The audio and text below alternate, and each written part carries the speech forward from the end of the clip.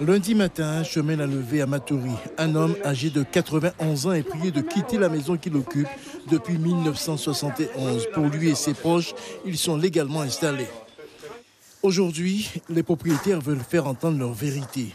Depuis une bonne dizaine d'années, c'est l'ancien bâtonnier Jean-Yves Marco Dehors qui défend les intérêts des familles Voluménie, Magne et consorts. De manière très claire, il y a eu un acte de partage en 2005 qui a donc attribué, héritier par héritier, les parcelles qui leur revenaient.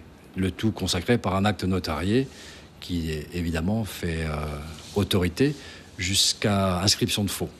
Depuis de nombreuses années, la justice tente de trouver une solution définitive dans ce conflit. Pour maître Marco Dehors, il n'y a aucun doute, dossier à l'appui, ses clients n'ont rien à craindre. Il ne s'agissait pas de terres sans maître. Elles étaient donc bien propriété des indivisions que j'ai évoquées. Et en tant qu'occupant sans droit ni titre, on s'expose un jour ou l'autre à être expulsé de parcelles de terrain qu'on occupe sans aucun droit.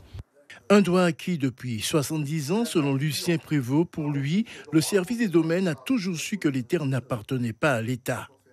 À ma connaissance, l'État n'a jamais installé qui que ce soit sur ces terrains.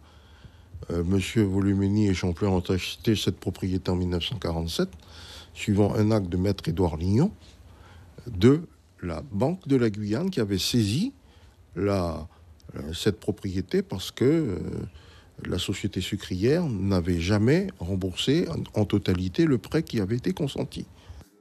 En attendant que la justice se prononce définitivement, à la levée, des constructions sont au centre d'un litige. D'une part, il y a ceux qui bâtissent et d'autre part, ceux qui se demandent s'ils vont, oui ou non, vivre paisiblement dans ce coin de Matoury.